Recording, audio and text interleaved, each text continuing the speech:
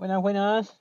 Bueno, el fallo que nos quedó por hablar hoy es consumidores argentinos. Esperen que voy a acomodarme mi micrófono, tengo mi caramelito reglamentario para esto. A ver ahí, hola, hola, muy bien. Bueno, consumidores argentinos. Em, para ponerlo simple, bueno, hay que decir que es una asociación de defensa de consumidores, ¿no? Que es Consumidores Argentinos, impugna un decreto de necesidad y urgencia que es el DNU 558 del 2002. Ese DNU había introducido cambios en la ley de entidades de seguros, que es la ley 20.091, y la demanda que decía, bueno, esos cambios lesionan derechos de los asegurados y consumidores, y fueron dictados por el Poder Ejecutivo sin la legitimidad ni la urgencia necesaria para usurpar la función legislativa del Congreso. Bueno, la Corte resolvió recién en el 2010, fíjense que esto sucede en el 2002 y recién resuelve en el 2010. Bueno, en líneas generales declaró la inconstitucionalidad de ese DNU en cuanto a modificaba disposiciones de la ley 20.091 y además había aprovechado para fijar criterios sobre el control judicial de los DNU. Bueno, eh, contexto, ¿no? Contexto histórico y político. ¿Cuándo se dictó el DNU? Bueno, el DNU, el decreto impugnado, eh, es el 558 del 2002, fue dictado en marzo de 2002 durante el gobierno de Eduardo Duhalde, en el contexto de la crisis económica y social del 2001-2002. Había sido un periodo de medidas de emergencia que buscaban evitar el colapso de ciertos mercados, ¿sí? En este caso el mercado de seguros. ¿Cuándo resolvió la Corte? Bueno, la sentencia llega recién en mayo de 2010, por lo que la decisión judicial llega años después, ya con otra composición política, bajo una administración diferente, que era en ese entonces la de Cristina Fernández de Kirchner, y la resolución analiza si aquel uso del DNU en 2002 estaba justificado y sobre todo si podía alterar derechos de los consumidores sin pasar por el Congreso. Bueno, esta distancia temporal importa porque muchos DNU dictados en el 2002 nacieron en contextos de crisis, ¿sí? La Corte casi una década después tuvo que equilibrar la valoración de la emergencia histórica con la protección constitucional de derechos individuales y colectivos. Bueno, ¿qué decía este decreto? ¿Sí? El DNU introduce modificaciones en el régimen de entidades de seguros. Entre las medidas más cuestionadas estaban la posibilidad de que las aseguradoras en situación de iliquidez constituyan deuda subordinada que afectaba la apelación de créditos y facilidades para transferencias, sesiones de cartera, sin publicidad u otras garantías usuales. Además de cambios en reglas sobre reestructuraciones. En síntesis, medidas que, según la asociación demandante, afectaban la información y las expectativas de los asegurados y en la práctica podían perjudicar sus derechos patrimoniales y de consumo. El texto del decreto y su referencia oficial están disponibles en el registro normativo, así que pueden buscarlo ahí en Infolec. Em, bueno, identificamos las partes.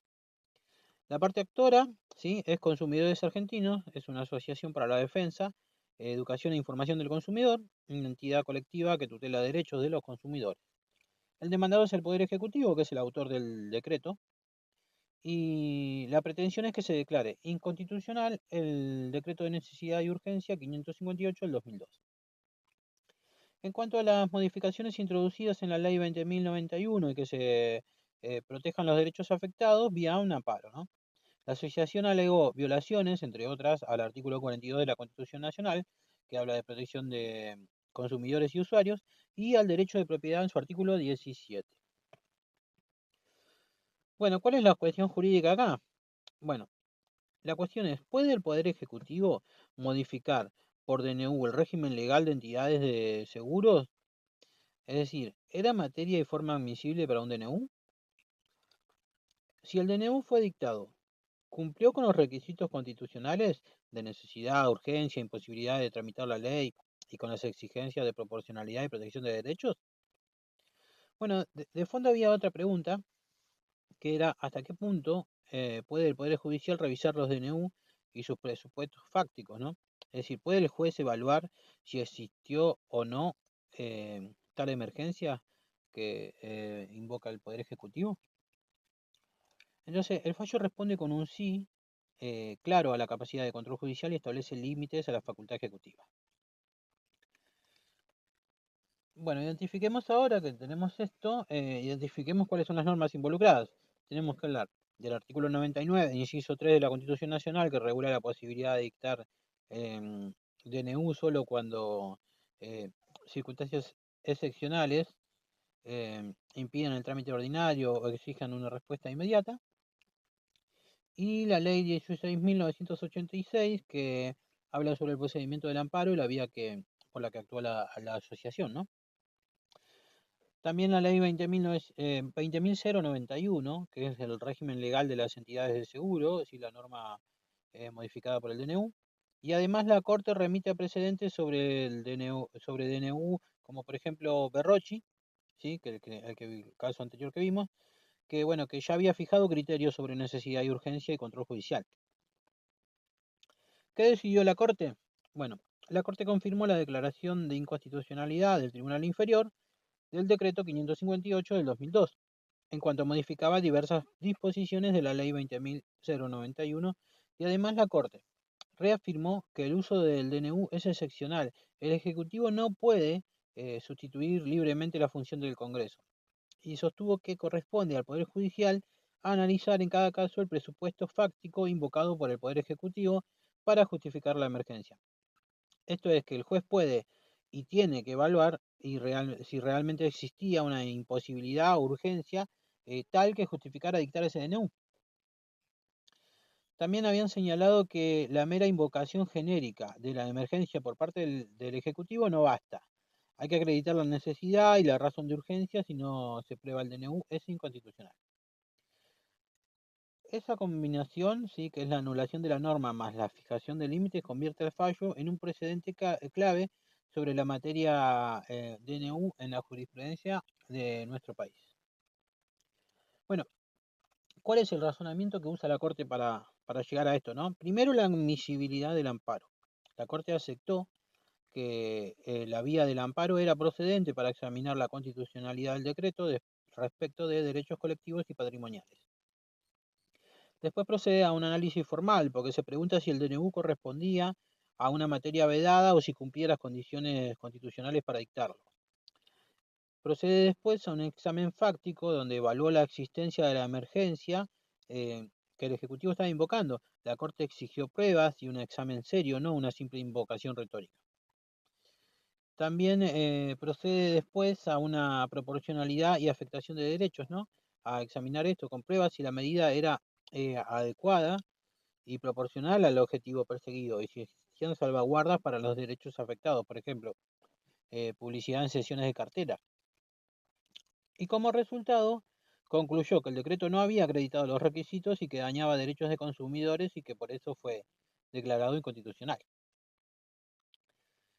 En cuanto al obiter dictum, bueno, no fue un fallo meramente técnico, varios jueces acompañaron criterios que matizaron el control, como por ejemplo, en otros precedentes la Corte había admitido DNU en situaciones extremas, y la sentencia contiene observaciones doctrinales, ¿sí?, que sirven como guía. La Corte recordó que la Constitución no habilita elegir entre ley o DNU por conveniencia política y que el juez actúa como garante frente a usos arbitrarios del DNU.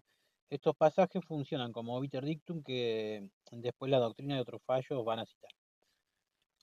Bueno, ¿qué precedentes deja este fallo? El fallo retoma precedentes anteriores, que hablábamos del caso de Berrocchi, de 1999, y pasó a ser uno de los hitos citados cada vez que se discute la validez del DNU. Aparece en análisis sobre DNU posteriores y en notas de prensa cuando se debate la constitucionalidad de decretos de distintos gobiernos. Entonces, Consumidores Argentinos es una de las sentencias que configuraron la doctrina moderna de la Corte sobre DNU, excepcionalidad, más control judicial, más exigencia probatoria. Bueno, nos falta hablar de cuáles pueden haber sido los motivos políticos que llevan a este desenlace, ¿no? Tenemos que pensar primero en el contexto del 2001 y el 2002, y los DNU de ese año nacieron en una crisis aguda. El Ejecutivo de Dualde aplicó medidas para sostener sectores clave, incluido el mercado asegurador, y el recurso masivo a DNU entonces generó con el tiempo rechazo político y judicial. La Corte no podía ignorar esa experiencia, ¿sí? Tener en cuenta también la revisión tardía, ¿no? La del 2010, porque la sentencia llega años después, en un contexto político distinto. Los jueces, al revisar, tenían que calibrar la gravedad de la crisis original frente a la protección de derechos vigentes y la función del Congreso. Esa distancia temporal puede generar una decisión más protectora de derechos.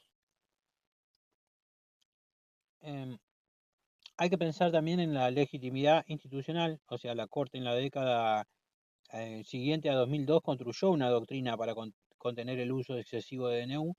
La sentencia se enmarca en una postura judicial que busca restituir equilibrio entre poderes y en ese sentido hay un componente institucional, más que partidario, y eso explica la decisión. Bueno, ¿qué nos enseña este fallo?